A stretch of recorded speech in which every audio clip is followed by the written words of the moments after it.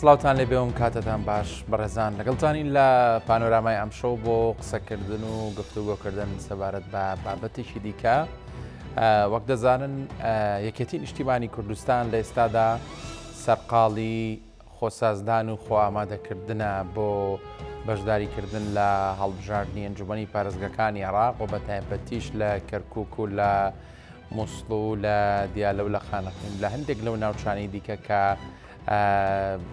بە جۆرێک پێدەوترێت ناوچەی کێشە لە سەریان ناوچەکانی مادەی ١40 کە جێگەی بایەخی یەکێتی نیشتیمانی کوردستانن و ئەم پرسە تا ڕادەیەک پرسێکی نیشتیمانیە ئەوەندەی کە یەکێتی نیشتیمانی کوردستان وەک پرسێکی حیزبی سێری بکات وەک چۆن لە زاری سەرکردەکانیانەوە و لە پانۆراماش لە شەوانی ڕابردوو کە گفتوگۆمان کردووە باسییان لەوە کردووە کە یەکێتی نیشتیمانی کوردستان لەم سەروەختەدا کوردایەتی دەکات نەک حیزبایەتی. دەمەوێت زیاتر شەنوکەوی ئەو بابەتە بکەم و نزیکبوونەوەمان لە ڕۆژی ئەنجامدانی هەڵبژاردنیانی دەکرێت بڵین لە کۆتایەکانی بانگەشە نزیک دەبینەوە و ئایا یەکێتی نیشتیمانی کوردستان تا چەند ڕۆڵی هەبوو لە پێکەوە ژیان و گیانی برایەتی و تەبایی لەو ناوچانە و لەو سەردەمانەی کە یەکێتی نیشتیمانی کوردستان توانیوێتی ئیدارەی ئەو ناوچانە بدا ئاستی خۆشگوزەرانی خەڵک لە چه ئاستێکدا بۆ ئێستا لە چه ئاستێکدایە هەموو ئەم بابەتانە لەگەڵ بەڕێز دکتۆر ئاری کەمال مامۆستای زانکۆ چاودێری سیاسی لە ستۆدیۆ گفتوگۆ دەکەم. دکتۆر ئاری بەخێر بیت، سوپاس بۆ ئامادەبوونی جەنابێت. دەمەوێت بەگشتی پرسیارێک بکەم لەو سەروەختەی کە ئێستا دەبینین هەموو لایەنە سیاسیەکان سەرقاڵن بە بانگەشی هەڵبژاردن و لێر و لەوێش دەبینین ینی بوتاری جیاواسەیە و قسەی جیاواسەیە، بەڵام ئەوەی کە گرنگە ئەوەیە چی بۆ کەرکووک و ئەو ناوچە جێناکۆکانە دەکرێت و کێشەڕی ڕاستەقینە دەکات. دەکرێت پێم بڵێ سەرنجی تۆ چییە سەبارەت هەم بە بانگەشە لە ئێستاداوە هەم نزیک بوونەوە لە هەڵبژاردننی ئەنجومەنی پارێزگاکان؟ بەڵێ ئێمەگەر تۆزە بگەڕێنەوە بۆ دواوە کاک سەرتیب لە پێش ڕاپەڕین و پێش ئەوەی ڕژێمی سەدام بێنە سەر حکوم شاری کەرکووک دیارە لە هەموو خەڵگاشکرا شارێکی فرەنەتەوە کە لە زۆر شوێنە پێڵێن عێراقێکی بچوو کراو هەر لە کورد و تەمان بە زۆری نەی کورد، تورکمان، عەرەب، ئاسووری، مەسیحی هەموو ئەمانە ئەم نەتەوانەتیانە هەبووە. هەمووشی پێکەوە بەبێ کێشە ژیاون هەتا هاتنە سەر حکمی سەدام حوسێن. هیچ کێشەیەک نەبوو لەو ناحیانەوە. ئەگەر سێریشیکەین زۆربەی ئەو عیلاقاتانەی کە زوو هەبووە لە بینی ئەو جیلێ ئەو کاتە ئێستاش هەرماوە بۆ جۆرە بۆ زانیاری زەواج هەبووە لە بینیانە، ئیش شەراکەت هەموو جۆرە بەرژەوەندێک هەبووە لە بینیانە بە کورد و عەرەبوانە لە بین یەکتریشە. زۆر تەبیعی بووە کوردێک تورکمانی کێناوە، عەرەبێک هینێک کوردی کێناوە، زۆر تەبیعی بوو ئەمە. پاش هاتنی سەدام حوسێن بۆ سەر حکوم یەکەم ئیشی لە کەرکووک بۆی دەستی پێکرد تعریب زایدەن تەرحیل بۆ کورد. ئەو عەربانەی کە لە شوێنەکانی تری عێراقەوە ئەیهێنان بۆ کەرکووک بۆ ئەوەی نفوزی عەرەب زیاد بکات لە کەرکووک بە ناوی ئەمەی کە ئێمە خۆمان پێمانەوتن 10,000 بە مقابلی 10,000 دیناری سویسری ئەو زەمەنە شارەکەی خۆی بەجێهێشت و هات نیشتەجێ بوو لە کەرکووک. ئەمانە جا پۆستیشیان پێدرا، زیاتر پۆستی ئەمنی و حکومی و ئەمە بۆ ئەوەی بتوان لە ڕێگەی ئەوانەوە گوێی لێ نەبوو، خەڵکی شارەکە نەبوو، محاربەیەکی سەرسەختی کورد دەکرا لە لایەشکەوە ئەو تەرحیل و عەزیەتدانی بۆ کورد دەکرا. بەڵام کۆمەڵێک عائیلەی ناسراو هەبوون لە کەرکووک، چ لە برا عەرەبەکانمان چ لە تورکمانەکان، بۆ نمونە لە عەرەبەکان مەسەڵەن بنەماڵەی حەدیدیەکان عەرەبی ئەسڵی ئەو شارن، زۆر دەمێکە لێوێن. لە برا تورکمانەکانمان مەسەڵەن نەوچی هەبوو لەگەڵ ئاوچی، ئەمانە هەموو تاریخێکیان هەیە لەو شارە. هەموو پێکەوە ژیان و ئەڕۆیشت و زۆر تەبیعی و ئەمە هەتا وەکو باسم کرد هاتنە سەر حکمی سەدام حوسێن و ئەوە ڕوویدا. لە دوای ئەوەوە ڕاپەڕینە مەزنەکەی ساڵی 1990 کرا، چەند ڕۆژێک کە کەرکووک بەدەست پێشمەرگەوە بوو بە تایبەت پێشمەرگەکانی یەکێتی نیشتیمانی کوردستان، ئەوەی بەدی کرا کەس عەزیەت نەدرا لەو پرۆسەیە جگە لەوانەی کە سەر بە ڕژێمی باس بوون. دوای ئەو بوو ئێمە کەرکووکمان بەجێهێشتووە بوو ئەو ئەحداسان ڕوویدا هەتا ساڵی 2003 دوای پرۆسەی ئازادی کە گەڕاینەوە بۆ کەرکووک وەکو دەسەڵاتی کوردی بە عام دیارە ئەوەی لەوێ کە کراوە چێ کردوێتی چۆن کراوە. بە تایبەت با بڵێ نێکێتی نیشتیمانی کوردستان کە سەنگی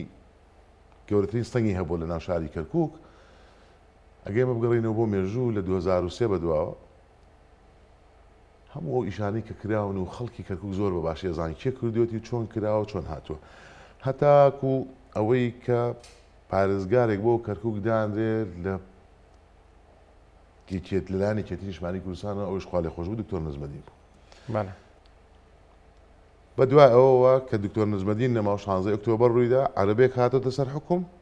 ئێستا دیارە شارەکە چی بەسەر هاتووە یعنی کە یەکێک بێنێک قەت کەرکووکی نەدی بێ بچێتە ناو شارەکە و هەستەکە ئەم شارە لە ناوڕاستەوە بۆ بە دوو بەش دیوە عەرەبەکەی بۆ ئەوان بەهەشتە و دیو کوردیەکەشی بۆ ئێمە بەڕاستی بۆ بە ئەو شارە نییە کە ئێمە ئەمانەوێت و چاوەڕێەکەین چاوەڕێمانە کرد کە چۆن دکتۆر نەزمەدین ئەوەی احتیمامی بە ناوچە کوردیەکانەدا هەمان شتی بۆ حەویجە و ڕاضە کرد بە شاهادی خۆیان چاوەڕێ ئەومانە کرد بەڵام زۆر بە عەکسەوە شتەکان ڕوویدا و بەداخەوە مۆزوعەکە ئێستا بووە بەوەی کە کێ پشتی گەورەترین پشکی بەرەکەوێت لەو منافسەکانی کورد بە عام و یەکێتی نیشتیمانی کوردستان بە تایبەت بۆی دەسەڵات بگرنە دەست و ئەو حکومە نائەدالەتی ئێستا هەیە لە کەرکووک بەردەوام بێت و لە بەرژەوەندی تایبەتی خۆیان بەکاری بێنن. واتە مەبەست لەوەیە لایەنی کوردیش هەیە پێی خۆشە ئەم دۆخە بەم شێوەیە ئێستا بەردەوام بێت؟ ئەزانی کاک سەرتیب ئێمە با جەزمی نەکەین بۆ هەمووی بەڵێ لایەن هەیە پێی باشترە وەکوی ڕاکانجبووری بە مەحافظ بمێنێتەوە بەڵام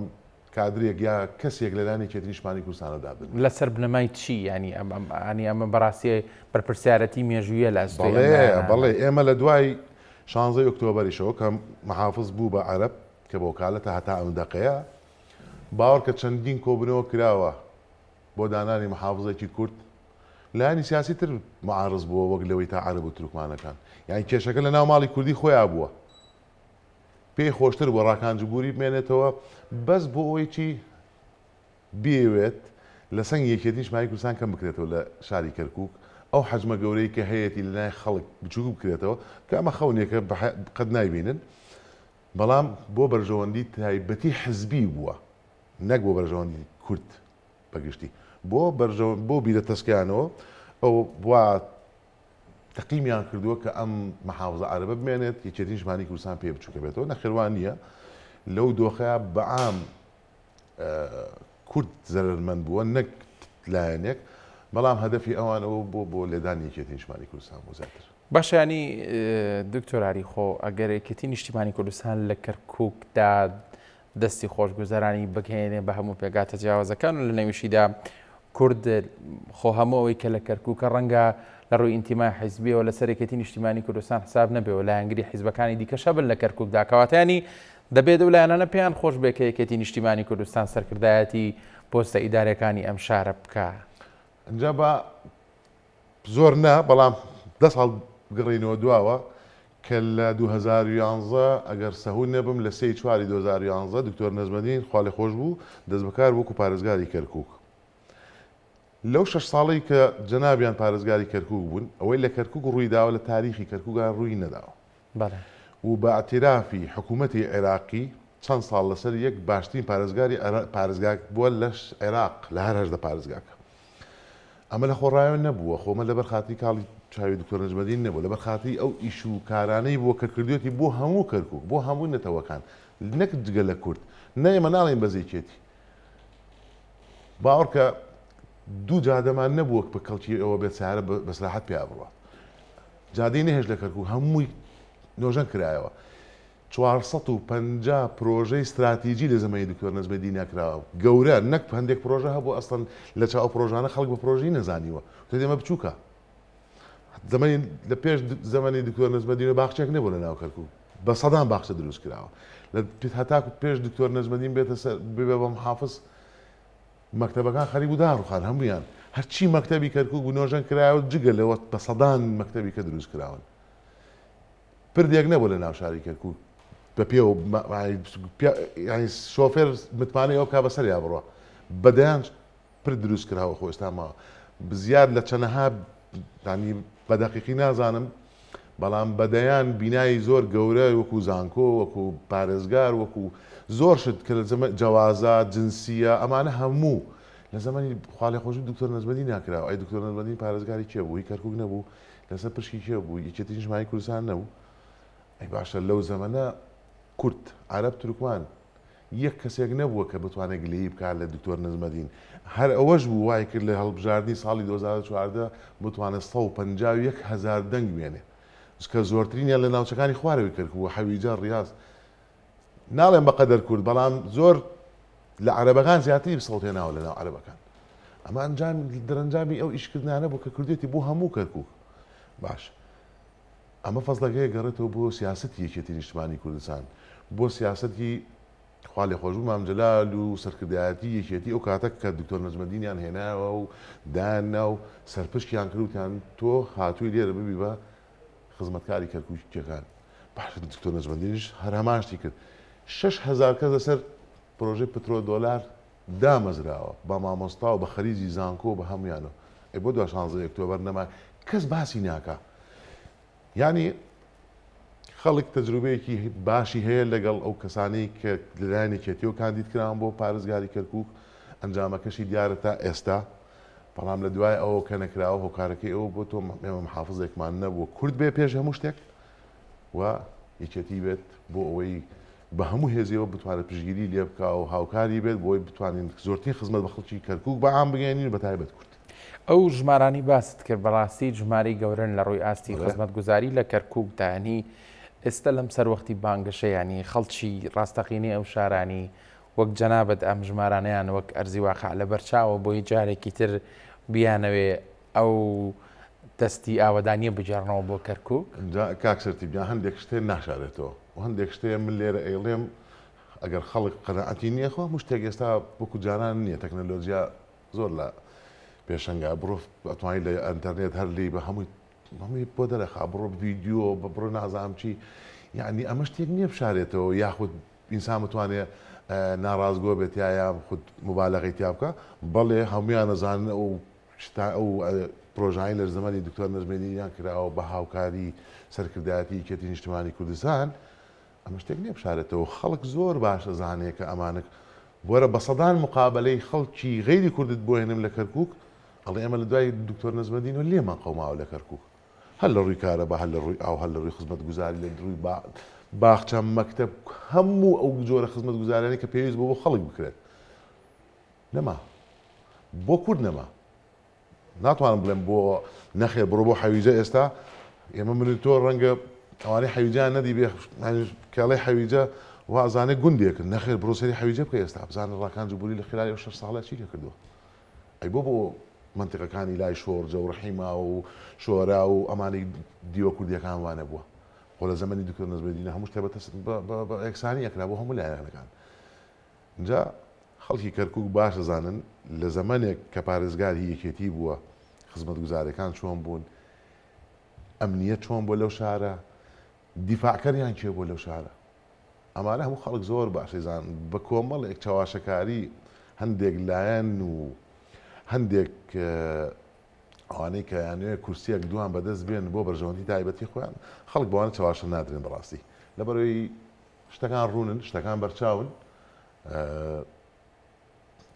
ئەوە هەڵناگرێ ینی بڵین نەخێوانی ئەمە وایە نەخێر قسەی ئەموانە ئێمە واوە ینی حزبی سیاسی هەیە ئێستا لە ناو شاری کەرکووک لیستی هەیە تا ئەم دقەی یەک دێر ئەجندای نییە بۆ کەرکووک یەک دێر بە تەحەداوە ئێڵێن دێرێک نییە بڵێ من وا ئەەکەم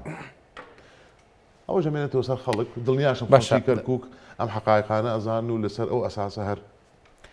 دەمەوێت ینی قسە لەسەر ئەوە بکەم بەداخەوە کە لایەنە سیاسیەکان لە کەرکووک نەیانتوانی بە یەک لیست بەشداری هەڵبژاردن بکەن کە هەرزوو یەکێتی نیشتیمانی کوردستانم پێشنیاری کرد و ئێستا بارودۆخەکە دەبینین ڕەنگە هەندێک لایەنی سیاسی هەیە گەر لەگەڵ یەکێتی نیشتیمانی کوردستان هاوپەیمانی بکردایە بەو کەمیەتە دەنگەی کە هەیەی لایەنی کەم بتوانێت کورسی ئەنجومەنی پارێزگا مسۆگەر کا بەڵام ئێستا ڕەنگە ئەستەم بەیانی بتوانێت بای کورسێک دەنگ بێنێ بەهەرحاڵ بەڵام ئەوە نەکرا و یەک لیستی نەکرا و بە یەک وتاریدا بەشداری هەڵبژاردن نەکرا ئێستا پێویستە چی بکەن هەم کە نزیکین لە هەڵبژاردن و هەمیش دوای هەڵبژاردن کە کورد بەرتەوازە نەبێت لەو شار. کاکسەرتیب ئێمە هیچێتی نیشتمانی کوردستان تقریبا 6 مانگ زیاتر پێش بانگەشەی هەڵبژاردن. زۆر بەڕوونی داوای کرد کورد بە یەک لیست بۆم هەڵبژاردنە دابەزێت و زۆر تەنازولاتی کرد. تەنازولات مەبەستمەوەی کە زۆر حەق وازی لە حەقی خۆیەنە، تەنازولاتی لەسەر حەقی خۆی کرد بەس بۆی کورد بە یەک لیست دابەزێ. کورد یەک لیستی هەبێت بۆ ئەم هەڵبژاردنە، زەرورەتی ئەم هەڵبژاردنەی بۆ هەموو خەڵک ڕوون کردەوە، بۆ هەموو لایەنەکان و لایەنەکان هەمووشیان نەزانن یەک لیستی واتە زۆرترین دەنگ واتە نەفەوتانی دەنگی کوردێک. ئێستا تۆڵێەوە تا ئێمە بینیمانە لە زۆربەی هەڵبژاردنەکانی تر لانی سیاسی هەبوو گەیشتۆتەوەی 1990 هزار سەڵ بێنێ نەگەیشتۆتە کورسێک سەوتەکان فەوتاون، بەڵام ئەگە ئێمە یەک لیست بینیا ئەو سەوتانە هەموو گەڕێتەوە کورسی پێ زیاد دەکەین. بەڵام تۆ بۆ ناپرسی سەبەبی ئەوەی کە بە یەک لیست نەبوون، ڕازی نەبوون. کاکسەرتی باوەڕ کە من سەیرم لە هەندێک شت دێر لەناو ئەم لایەنە سیاسیانەی تر ئەوەنەی بەتەمان بە دژایەتیکردنی یەکێتی، بە تەشهیرکردن بە یەکێتی، بە تەخوینکردنی یەکێتی دەست بە دەنگ بێنن ئەجندایەکیان نییە بۆی بتوان دەنگ بێنن. یعنی هەر سەری زمانی بنی زمانی یەکێتی وای کرد، یەکێتی وای کرد، وای کرد، باشە تۆ تێ بۆ دەنگ بێنی؟ بۆ خەڵک بەرچاوی ڕوون نییە، بۆ خەڵک ڕاستیەکان نازانێ. یەکێتی بوو لە هەموو زروفەکانە کەرکووکی بەجێنێشت، خەڵکی بەجێنەهێشت. یەکێتی بوو کە بچووکترین مەترسی لەسەر کەرکووک دروستە بوو، هەر لە داعش و هەر لە هەموو شتەینەکان لە پێش هەموو کەسەکانەوە لە سەنگەر و باخسەرکردی یەکەم و دووەمی و سێمیشەوە. یعنی ئەوە نەبێ بڵێ پەس پێشمەرگە، برا پێشمەرگەکان ئەوەی کردیان هەتا کەس کوردێک مابێت لە کەرکووک و لە کوردستانیش ئەوەی بیر ناچەوەی پێشمەرگە و فیداکاری پێشمەرگە کردی. بەڵام ئێمە لەسەر ئەساس مستەوای سەرکردایەتی و لە باڵەکانمانەڵێن لە کەسی یەکەمەوە هاتوۆتە جەبهەکان. بۆ نمونە جەنابی کاکۆسەد بۆ سەحەتەوە بۆ تەمەنەوە کە ئەو کاتێک کە جنابی لە غیابی مام جەلال کەسی یەکەمی و حزب بوو لە پێش هەموو پێشمەرگەکانەوە لە جەبهە بووە. ئەوانی تر لەکوێ بوون؟ ئەمە یەکێتی نیشتمانی کوردستانە بۆ کەرکووک. ئێستا تۆ بتێ بیت چوار شتباسکەی دروستکەی لەسەر یەکێتی نیشتمانی کوردستان بڵێ ئەمە بە باخچەیەک بڵێ باخچەکەی مامەڕیشە دروست نەکراوە بتێ بەوەی یەکێتی بچووکەی تۆ گەڕوا بە تۆ خۆت زۆر بچووکی بخوا. لە زمانی دکتۆر نەجمەدین بە سەدان باخچە دروست کرا. ئەی بۆ ناڵی کە زمانێک پارێزگاری کەرکووک کورد بوو، یەکێتی بوو، بە هەزارها پرۆژە کراوە لەو شارە، بە هەزارها شت کراوە بۆ خەڵک بە تایبەتی و بەگشتیش. بەس بۆ ئەوی بیانەوە یەکێتی نیشتمانی کوردستان بچووکەن، لە حەجمی بچووکەنەوە، لە دەسەڵاتی بچووکەنەوە، لە پێگەی جەماوەری کەمکەنەوە پیان ناکرێت بەس بۆ نەهاتون بیکەن. باوەڕشکە لە دوای ئەم هەڵبژاردنیش یەکێتی لەگەڵ لایەنێک پێک بێت بۆی بەسەر تەحالوفێکی باش دروستکەن لە ناو مەجلیسی محافەزەیە سێرەکەی لایەنیش کە نایەت بەس بۆ دژایەتیکردنیان. من وایە بینم تا ئێستا، بەڵام هیوادارم وایە ئەوە بکەم، ینی لە دوای ئەوە ئەم لایەنانان توانن قەرەبووی ئەم هەڵوێستەی ئێستایان بکەنەوە لە ئەنجومەنی پارێزگا. بەڵێ ئەکرێت بە ئەوەی هەمویان لە ناو مەجلیسی محافەزە ناو ئەنجومەنی پارێزگار ببن بە یەک کوتلە دەنگیان یەک بێت، بەرژەوەندی تایبەتی خۆیان وەلاخن بە یەکێتی نیشتمانی کوردستانیشەوە کە دڵنیام هەروواکە یەکێتی نیشتمانی کوردستان بەرژەوەندی تایبەتی و حزبیەکان بخەنە ئەملاوە، بەرژەوەندی خەڵکی کەرکووک لە بەرچاو بێت بۆی بتوان زیاترین خزمەت بە خەڵکی کەرکووک و بە کورد بگەێنن. ئێمە دایمەن لە کەرکووک ئێمە کێشەکەمان لە کەرکووک زیاتر نەتەوەییە تا ئەوەی حزبی بێت. ئێمە لە حزبایەتیا بچووکی ناکەینەوە ئەو قەزیە. ئێمە قەزیەکە لەوە گەورەترە نەتەوەییە. ئێمە کۆمەڵێک مافێمانە بیگەڕێنەوە بۆ خەڵکی کەرکووک. جا بۆیە ئەکرێ ئەمە تعویز بکرێتەوە بۆی کە دوای هەڵبژاردن ئەگەر بە کورسیەکە بە دوانە بە سیانە بە هەر چەندێکە ببینەوە یەک دەنگ لە ناو ئەنجومەنی پارێزگار بۆ دانانی کەسێکی کەفوو کە بتوانێت لە جێی متمانەی خەڵکا بێت و خزمەتی شاری کەرکووک بکە بۆ دووارە ئێمە توانین ئەوەی کە نەمانتوانی پێش هەڵبژاردن بیکەین دوای هەڵبژاردن بیکەین. باسیەوەت کردیانی لە جگە لە پێگاتی کورتیانی پێگاتەکانی دیکەشەیە کە ڕازی بوون لە ڕۆڵ و ئەدای یەکێتی نیشتیمانی کوردستان لە ڕابردوودا لە پارێزگایانی تۆ پێشبینی دەکەیت جگە لە کوردیش خەڵکانێکە بن کە متمانەیان بە کاندیدەکانی یەکێتی هەبێ لە کەرکووک و دەنگیان پێ بدەن؟ زۆر بەدڵنیاییەوە کاکسەرتیب ئێمە لە ناو کەرکووک ژیاین و گەورە بووین و ممارەسەی مهنەمان کردو هەموو شتێکمان کردووە. خەڵکێکی ڕەسەنی ئەو شارە و خەڵکێکی عاقڵی ئەو شارە ئەزانن پاراستنی ئەو شارە بە یەکێتی نیشتیمانی کوردستانەکرێت لەوێ تەوازن بە یەکێتی نیشتیمانی کوردستان ڕاگیرێت ئەزانن مەسەلەن زۆربەی شەڕەکانی داعش ئەگەر سێریکە لە مەلا عەبدوڵڵا و لە تەلوورد و لە بەشیر و لەمانە بۆ کەی شوێنێکی زۆر کوردی هەڵێ نەبووە بەڵام لە پێشی جەبهەکەی یەکێتی نیشتیمانی کوردستانە بە هێزەکانی ئەوان هەبوون ئەشی توانی نیکە با هێزی عێراقی بەویکە بەڵام نەخێر بۆ یەکێتی نیشتیمانی کوردستان هەموو نەتەوەکانی کەرکووک یەکێکن مام جەلال بە ڕەحمەت بێ لە هەموو کاتەکان قەینا ئێمە ڕازین بە 33 بە 33 بە 33 تەوزیعێکین لە بینی کورد و عەرەب و تورکمان ئەمە تەنازوکردن نەبوو لە حەقی خۆمانەوەکو کورد و یەکێتی بەڵام مام جەلال لەوی قەیناکە ئەمانش شەریکن لەم شارە باوەکو ئێمە بن باوە هەست نەکەن بە فەرقێکەوەی بڵێن کورد غەدرمان لێکەن حەقمانە خۆن نەخێر تەنازولمان کردو لە حەقی خۆمانە بۆی خۆشگوزارانی هەبێ لەو شارە دڵنەوایی هەبێ لەو شارە بەڵام لە نەتیجە کە دەسەڵات کەوتە لای ئەوان وا بیریان نەکردەوە بەڕاستی یەکێتی نیشتیمانی کوردستان لە بەردەم بەرپرسارەتێکی گەورەدایە کاتێک جارێکی دیکە زۆرترین متمانەی خەڵکی کەرکووک بەدەست دەهێنێت هەنی کاری لە پێشینە بۆ شارە چییە کە پێویستە بکرێ جا ئێمە گەر بینە سەر ئەوە کار زۆرە کاک سەرتیبیان ئێمە 6 ساڵە هیچ جۆرە خزمەتگوزارێک نەماوە بە تایبەت لە ناوچە کوردیەکانە کە ناوچە کوردی من بۆت باسەکەم لە شۆرجە ڕەحیماوە مەسەلەن ئازادی ئیمام قاسم تەپێ مەلا عەبدوڵڵا شۆر راوسێکانیان ئەمانە هەموو ناوچەی گەورە و ئەمانن مەسەلەن شۆرجە نزیکەی 100,000 هاوڵاتی تیا هەیە ئەمانە کۆمەڵێک زۆر لە خزمەتگوزارەکان لیان بڕاوەتەوە ئێستا بۆ نمونێکی بەسیتت بۆێنمەوە باخچەیەکەی بە ناوی خاڵی خۆش شەید مامەڕیشۆ دروست کراوە دیارە ئەنجومەنی پارێزگا و پارێزگار و ئەمانە لەوێ ڕێگە نایان نۆژەم بکرێتەوە ئەمانە لانی سیاسی هاتووە ئەوێ بەو باخچەیە ئیدعای ئەوە بکە ئێمە بەتەمای ئیشکین لەم شارە و خزمەتگوزاری وا بکەین خزمەتگوزاری بۆ نیێتەوە باخچەکەم بۆ چاکی ئەگەر لەسەر ئەوە بێ ئەمە لە زەمەنی ئەوەی کە پارێزگارێکێتی بووە بە سەدان باخچە دروست کراوە دوای ئیشی یەکێتی نیشتیمانی کوردستان نییە باخچە دروستکە کاک سەرتیب یەکێتی نیشتیمانی کوردستان بەڵێ بەرپرسە لەوەی دانانی کەسێک لەو شوێنانەی لەو فەرمانگانەی کە پەیوەستە بۆ ئیشانەوە بەڵێ ئەو کەسەی کە لەوێ پارێزگارە یا بەرپرسە لۆشتە بەڵام نەخێر ئێمە کەسمان هەیە لە فەرمانگە حکوومیەکانە بەڵام پارێزگار مەجای هیچ ئیشێکی پێنادا بیکار لە ناوچە کوردیەکانە ڕایەگرێ محاسبەیەکە بۆی بکرێ ئەی گۆڕێ ناکرێتەوە بێ شەڕی شتێک بە من بفرۆشتی ئەسڵەن دەسەڵاتی منیتیانە یاخود هەندێک لایەن بەداخەوە یعنی چاواشەکارەکەیان گەیشتۆتە حدێک بەداوی لێبوردنەوە ئەڵێم خەڵک بەجێ دەزانن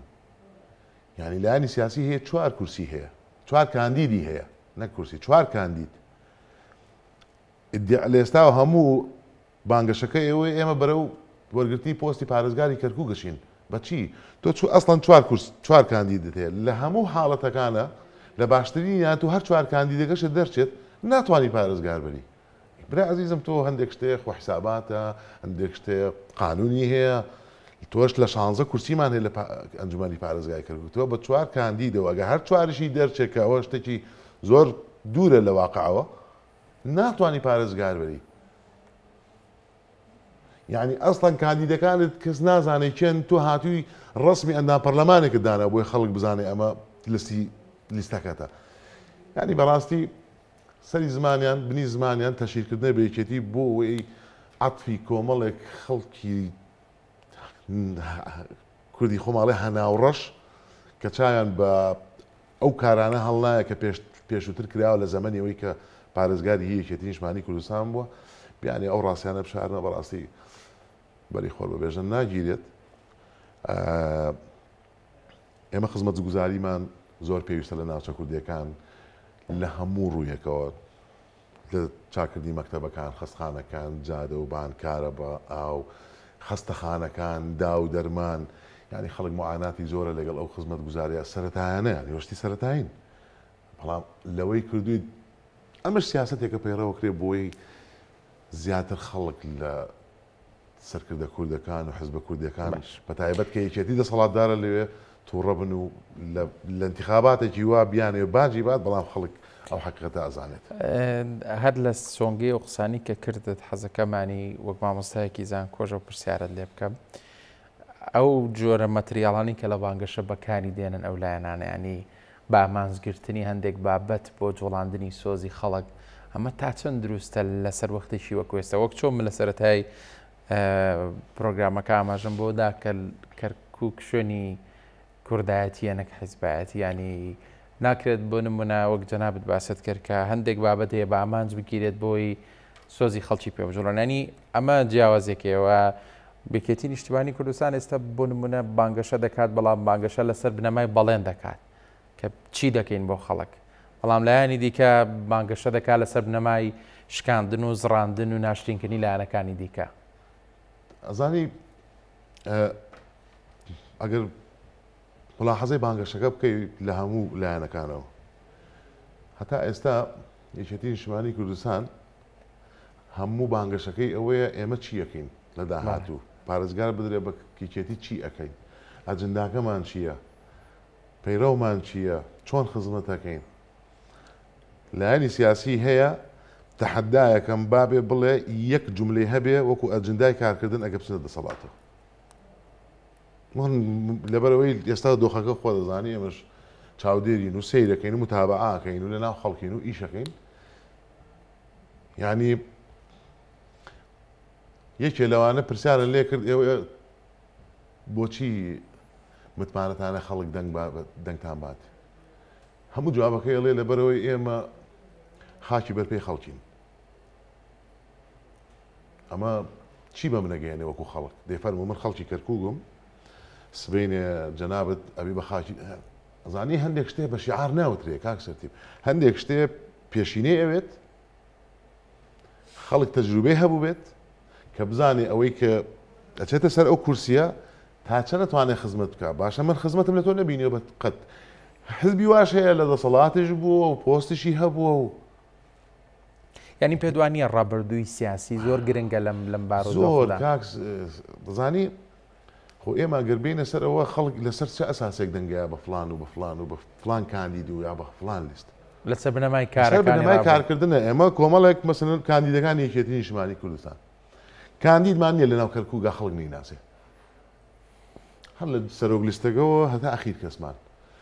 لە مەجالێکە ئیشی کردووە خزمەتی خەڵکی کردووە یعنی ئێستا من نامێ ناو بهێنم لەبەرەوەی بە هاوڕەکانی تر گلەیمان لێنەکەن و زۆر بەشیان دۆست و ئەزیز و نزیک من بەڵام سێریکە پێش کاندید بوونیان هەر یەکۆ لە پۆستەکەی خۆیان کە ئیشی ئایکۆنێکی دیاری ئەو شارە یعنی بزەبت ئایکۆنێکی زۆر دیاریش نەک تەبیعی ئایکۆنێکی دیار لە لای نەتەوەکانی تر یعنی ئەمانە ناشارێنەوە ئەمانە بە خۆڕایی یەکێتی نیشتیمانی کوردستان هاتووە کاندیدی کردوون ئەزانێ ئەمانە بنەجێ متمانەی خەڵک بالمقابلیش خەڵکێ کاندید کرا و کەس نازانێ ئەسڵەن کێیە و خەڵکی کوێیە و چۆن هاتووە و لەکوێ بەڵام خەڵکە زان لەکوێ هێناونیان و ئیشیان چی بۆ پێشتر و یعنی دوای لە خۆڕانیە کاک سەرتیب گیان ئەمە بۆ ئەوە نییە منتانە لە کەس بم بەڵام ئەبینین حزبێکی گەورە و لیستێکی گەورە کاندیدەکانیان وازێن دێنە ناوی ریزەکانی یەکێتی نیشتیمانی کوردستان ئێستا زۆر ئاساییە خەڵکێک لە ناو حزبێکەوە بیر و باوەڕی وایە ئەو خزمەتی کە پێویستە بکرێت لەوێ ناکرێت لە شوێنێکی کاک بەڵام کە تۆ وتت کاندید نوخبەیە کەسێکە کە تۆ لە ناو سەدان کەس نوخبەت کردو بۆی بێ بەواجی هەبوو لیستەکەت کە وازە هێنێ و دێتە ناو حزبەکەی تۆ ئەمە دیارە خەلەلێک هەیە نیشانەی پرسیارە بۆ لەوێ لێرە ئەمە هەموو ئاماژەکان ئەوە ئەگەێنێت کە لەو شارە ئەوەی یەکێتی نیشتیمانی کوردستان کردێتی ناشارێتەوە ئەوەی یەکێتی نیشتیمانی کوردستان پێکرێت کەس ناتوانێت ڕێگری لێ بکە ئەوەی یەکێتی نیشتیمانی کوردستان بەتەمایە بیکە ڕوونە ئەیکە بەڵام بە مەرجێک خەڵکی کەرکووک هاوکار بێ لەو پرۆسەیە ئێمە حەز ناکەین ئێمە پێش هەموو شتێک گوتمان کێشەکەی ئێمە نەتەوەیە تا حەزبی بێت بەڵام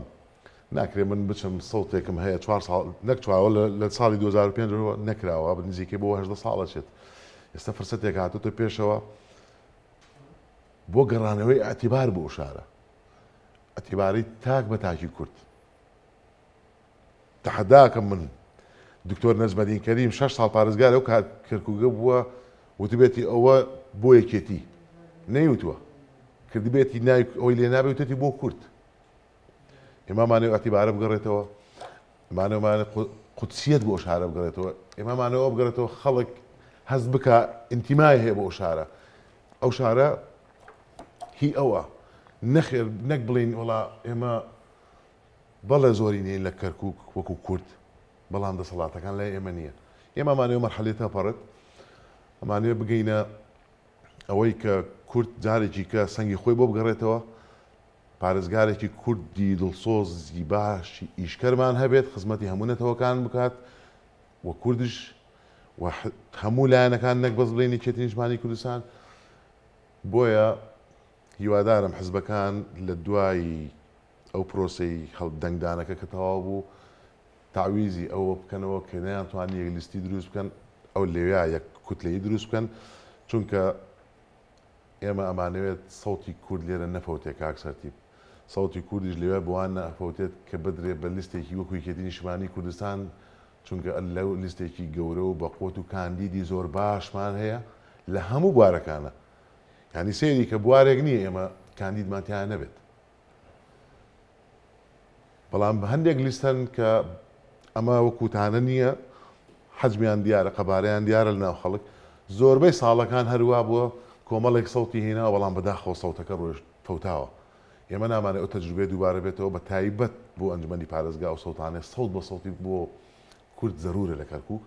هیوادارم خەڵکی کەرکووک ئەو خاڵە لە بەرچاو بگرێت کاتێکێتە سەر سنووقی دەنگدا ئەنی لە دوا پرسیار ئەتەوێ ئەوە بە سەرجەم ئەو لایەنانە بڵێ لە کەرکووک کە بەشداری هەڵبژاردن ئەنی دەسەڵگرن لەوەی کە ڕۆیای خەڵک و تێڕوانینی خەڵک بگۆڕن بەرامبەر بە پرۆسەیەکی چارەنووسازی نەتەوەی وە بە پێچەوانەوە کار بکەن بۆ هاندانی خەڵک بۆ چوون بۆ دەنگدان بۆ بەشداریکردن لە پرۆسەکە ئەزانی کاکسەرتیب خەڵک ئێستا واعیە خەڵک ئێستا بۆ بۆنی سۆشیال میدیا بۆ بۆنی تەلەڤیزیۆنەکان ئەمانە هەندێک ڕاستی ئەبینیە ئەزانی چێخەمخۆری ئەو شارەیە کێ بەدەم ئەو شارەوەیە تۆ سەیریکە چەند سەرکردەی یەکێتی ئێستا لە ناو کەرکووک و دەوروبەری کەرکووک ئیش بۆ ئەو هەڵبژاردنناکەن من لە زۆربیان و نزیکم لەوێ بووم بینی مە پێوی تۆ کاکە بەس تۆ سەوت بە بە کورد مشکلێم نییە مەیە بەیکێتی ئێمەمانەوێت حەجمی کورد زیاتر بێ گەورەتر بێ دەی فەرموو کوامن لایەنی سیاسی تر سەرکردە و کەسی یەکەمی حزبەکەی و مەکتەبی سیاسی حزبەکەی و خەڵکە دیارەکەی ناو حزبەکەی بچێت لە بانگەشەکە ئیش بکە هەر لە دەستەی هەر لە مەکتەبی سیاسی سەرکردایەتی مەسئول مەڵبەندە لە ناوچەیشکە ئەچێ لەوە ئیشەکە مەکتەب سیاسیەکە لە ئۆرگانێک ئەچێ لە بانگەشە بۆ کرد خەڵکی شاری کەرکووک نییە بەڵام پرۆسەیەکە هیچەتی نیشتمانی کوردستان کەرکووک بە بەشێکی زۆر گەورەی خۆیەزانێ خۆی لێ بە پرسیارەزانێ بۆ هەموو ئەو کارانی کە پێویستە لە بەرپرسیارەتی ئەمنیە خزمەتگوزاری ئەم شتانەیە کە ئەکرێت ئەی بەڵام نەمان بینی لە حزبەکانی تر و لایەنەکانی تر کەسێکی دیاری ئەو حزب بچێت لە کەرکووک بانگەشە بکە چ بۆ حزبەکەی خۆی بێ یاخود بۆ کورد خەڵک ئەم جیاوازیانە ئەزانێت هەندێک چاواشەوە کاری هەیە زۆر ناشرینە لەناو خەڵک پێی ناشرینە من باوەڕکە ئێمە بە سەدان خەڵگەبینی ڕۆژانە ئەڵێن بەداخەوە مەسەرەن ئەو ئوستوبە ئەستێفزازیانە بەکارهێنن بۆ شکاندنی کاندیدەکان یاخود شکاندنی لیستەکە ئەوانش کۆڵ یەکێتی نیشتمانی کوردستان نادەن بگرە زیاتر هانیانەدا بۆی زیاتر ئیش بکەن و بتوان زۆرترین سەوت کۆکەنەوە خەڵکیش لە ناو کەرکووک بەتایبەت باشە زانن لە خۆشیە لە ناخۆشیە لە تنگانەیە لە هەموو ئینەکانە یەکێتی نیشتمانی کوردستان یەکەم لایەن بۆ کە پشگیری بووە و لە پێشی ئەوانەوە وەستاون هەر لە شەڕی داعش و هەر لە مێژوو بیهێنەرەوە لە ڕاپەڕین و پێش ڕاپەڕین و ئەمانە چێ هێنایەتی و چۆن کراوە و چێ شەهید بووە و چێ کردوێتی چێ سەرکردایەتی و قیادەی ئەو جەبهانەی کردووە و لە ناخۆشترین زروفەکانی کەرکووگایەتی کەرکووی بەجێنێشت و ئەگەر دێنە سەر ئەوەی تانەی 16 ئۆکتۆبەرش لە ئێمایان ئێمەش قسەی خۆمانمان پێ بووەوەن 16 ئۆکتۆبەر یەکێتی گوایە بە دیدی ئەوان یاخود بە چاواشەی ئەوان بۆی بیانەوەیەکێتی لای خەڵک بچووکەن یان ئاشرینکەن ئێمە خیانەتمان کردووە هەموو شەیدی کە درا لە 16 ئۆکتۆبەرە چێ بوو پێشمەرگی چێ بوون ئەو سەرکردانەی یەکێتی کە لە کەسی یەکەمی حزبی ئەو کاتەیە جەنابی کاکۆسرت هەتا خوارەوە بە جەنابی کاکوبات کە جێگری سەرۆکی حکوومەت بۆ پلەی حزبی نەبوو ئەو کاتە بەڵام هاتۆتە ئەوێ لە 16 ئۆکتۆبەر لێ بووە ینی ئەمە من ئەو حەدەسات بۆ جێڕۆ بە چای خۆم بینیمەوە نەبێ بۆم گێڕابێت ئەمانە هەموو بەشار دەرچوون لە کەرکووک ئنجاش یەکێتی کەرکووکی بەجێ نێش حزبیش هەبووە لایەن هەبووە دوێنێ و پێرێ هاتۆتەوە بە دیعای ئەوەی ئێمە بەشکۆ ئەگەڕێنەوە بە بەرزکردنی ئاڵای کوردستان ئاڵای کوردستانەوە تا مەکتەبی سیاسی مەڵبەندی یەکێتی کۆمیتەکان هەمووی ئاڵای کوردستانی لەسەر لە 16 ئۆکتۆبەر و تا ئێستاش لە زەمەنی خوا لێ خۆش بوو دکتۆر نەزمەدین لە ئەوجی دەسەڵاتی بەغدا و ئەمانەیە لەسەر پارێزگاری کەرکووک ئاڵای کوردستانی هەڵکرد ئەمانە هەموو خەڵک ئەم ڕاستیانە ئەزانن ناشارێتەوە کەس بۆی ناشارێتەوە ئێماڵێن با منافەسەکە لە بینی ئێمە و لایەنە کوردیەکان نەبێت هەرچە من وەکو خۆم بەڕاستی ئێستا منافز نبینم لە ناو لایەنە کوردیەکان بۆ یەکێتی منافەسەکەی ئێمە لەگەڵ نەتەوەکانی ترە لەگەڵ عەرەبە شۆڤێنی و تورکمانە شۆڤێنەکانە شۆڤێنەکانیان ئەڵێم بۆ لەبەرەوەی پێم وتی پێش ئێمە لە دەستپێکی بەرنامەکەمەوەتم کۆمەڵی بنەماڵەی ڕەسەن هەن لە کەرکووک کە عەرەبن کە تورکمانن ئێستاش پەیوەندیکی زۆر باشەیە لەگەڵ کوردەکان و لەگەڵ یەکێتی نیشتمانی کوردستان ئەوان ئەو پەیوەندە ناپشڕێن لەبەر شۆڤێنیەت و لەبەرەمانە بەڵام نەخیر هەیە لەبەر بەرژەوەندی تەسکی حزبایەتی و شەخسی خۆیان ئەیکەن بەڵام ئێمە لەوە گەورەترین سپاس بۆ دکتۆر ئاری کەمال مامۆستای زانکۆ چاودێری سیاسی لە ستۆدیۆ لەگەڵمان بێت بەخێربێ سپاس بۆ وەڵامی پرسیارەکانی ئێمە زۆر سپاس بۆ ئێوەش بەخێربێ بەڕێزان سپاس بۆ ئێوەش کە لەگەڵمان بوون لە پانۆراما هەر شاد و بەختەوەر بن